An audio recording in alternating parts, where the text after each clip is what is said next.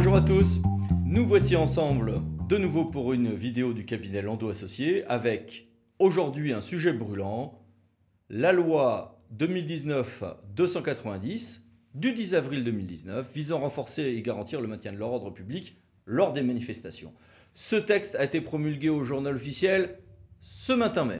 Ce texte a donné lieu à pas mal de polémiques. Il a été porté initialement au Sénat en tant que proposition de loi par Bruno Retailleau et des sénateurs Les Républicains, mais le gouvernement l'a repris et l'a profondément modifié. Du coup, ce texte s'est retrouvé attaqué à sa droite, à sa gauche. Notre but n'est pas d'entrer dans ces polémiques. Le sujet porte effectivement sur des questions en matière de droits de l'homme, de liberté publique qui sont fondamentales, en matière de sécurité publique qui sont également fondamentales. Notre but n'est que d'évoquer avec vous les questions techniques. Qu'y a-t-il techniquement, pour de vrai, dans ce texte? Le premier article porte sur un détail. Voilà, une manifestation, ça se déclare. Sinon, c'est un attroupement, sauf dans le cas, évidemment, des manifestations sur la voie publique qui sont conformes à des usages traditionnels locaux. Je ne sais pas, les pardons en Bretagne, par exemple.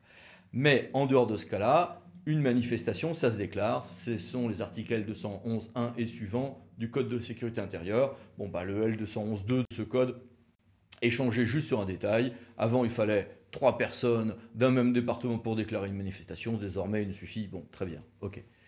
Deuxième élément, on a un autre article juste après dans la loi qui, lui, est beaucoup plus sensible. Un procureur de la République pourra désormais autoriser à procéder sur les lieux d'une manifestation ou aux abords de cette manifestation à des contrôles. Ces contrôles pourront être des inspections visuelles, des fouilles de bagages, des fouilles de véhicules, avec un seul objectif, légalement, rechercher s'il y a ou non des armes non autorisées dans cette manifestation. Donc, réforme importante, un procureur pourra autoriser les forces de l'ordre à aller chercher des armes illégales dans une manif ou aux abords de cette manif, inspection visuelle, fouille de bagages, fouille de véhicules. Voici du coup le nouvel article 78.2.5 du Code de procédure pénale sur ce point. Le Conseil constitutionnel a estimé que cette infraction anti-black bloc, anti-gilet jaune, tout ce que vous voulez, ne franchissait justement pas la ligne jaune constitutionnelle. Voici le résumé que nous avions fait sur notre blog du raisonnement porté par le Conseil constitutionnel sur ce sujet et surtout les principales sources de la jurisprudence du Conseil constitutionnel dans ce domaine.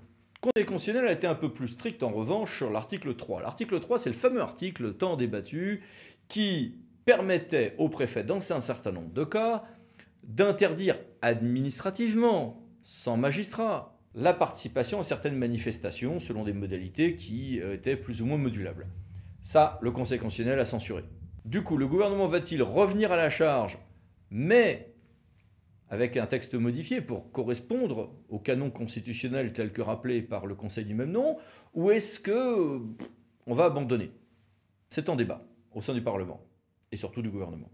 L'article 4 de la loi permet l'inscription dans le fichier des personnes recherchées au titre des décisions judiciaires de ceux qui ont violé les règles en matière d'interdiction de participer à des manifestations sur la voie publique. Car si l'interdiction de participer à une manifestation a été censurée par le Conseil constitutionnel s'agissant des décisions administratives, il reste encore la possibilité que cette interdiction vienne en revanche d'une décision du juge. C'était déjà une peine accessoire avant cette loi du 10 avril 2019. Sur ce point, le délit de participation en attroupement pourra faire l'objet de comparution immédiate, car un attroupement, c'est une manifestation non déclarée, ou qui change de trajet et de forme et devient séditieuse. Le terme est celui de la jurisprudence. Et puis par ailleurs, l'interdiction de participer à des manifestations pourra être prononcée par l'autorité judiciaire dans plusieurs situations. Dans le cadre du contrôle judiciaire, c'est nouveau. C'est-à-dire que quelqu'un est en contrôle judiciaire, je pourrais lui dire, comme peine accessoire, tu n'iras pas manifester. Sous-entendu, tu es déjà récidiviste, on va arrêter les bêtises. Ou en tant que peine complémentaire, notamment pour celles des condamnations qui font suite à des dégradations ou des violences graves commises dans le cadre de manifestations antérieures. Donc on a dans l'article 7 un changement, on avait une peine complémentaire, on passe à une peine en soi, ça peut faire l'objet également de peines complémentaires. Donc des changements relativement techniques.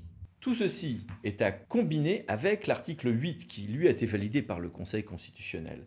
Cet article 8, qui modifie donc l'article 138 du Code de procédure pénale, dresse la liste des obligations auxquelles peut être soumise une personne placée en contrôle judiciaire, y compris donc, comme je le disais précédemment, l'interdiction éventuellement de participer à une manifestation sur la voie publique dans des lieux déterminés par le juge d'instruction ou le juge des libertés. Alors à côté de ça, dans la loi, il y a des choses plus anodines. Oui, il y a un article 5 qui prévoit une évaluation annuelle, quelques pouvoirs du Parlement, un rapport annuel, bon, très bien.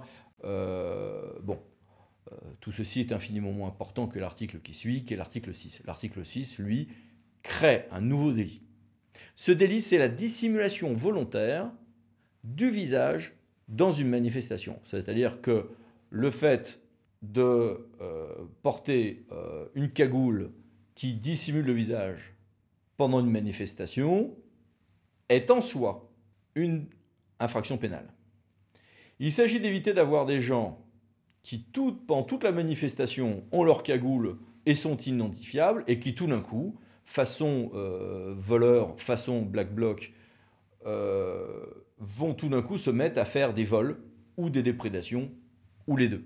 Ces personnes devront, sauf à se faire évidemment alpaguer très vite par les forces de l'ordre, vont être obligées de manifester dans un premier temps ou d'être aux abords de la manifestation sans cagoule, sans dissimuler leur visage, et ne mettront une cagoule qu'au moment où ils se feront ils glisseront vers une violence brutale ou vers des vols caractérisés. Et à ce moment-là, évidemment, on retrouvera sur les images de vidéoprotection ou autres ces personnes qui auront à un moment donné été à visage découvert.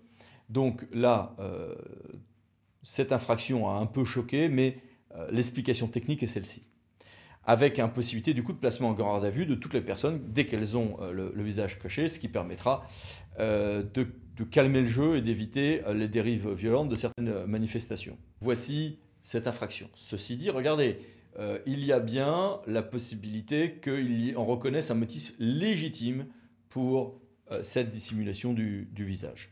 Et puis bon, il y a des articles 9 et 10, quelques dispositions spécifiques propres à l'outre-mer, la possibilité d'action récursoire pour les questions d'indemnisation civile, qui sont objectivement des points plus anodins de cette loi.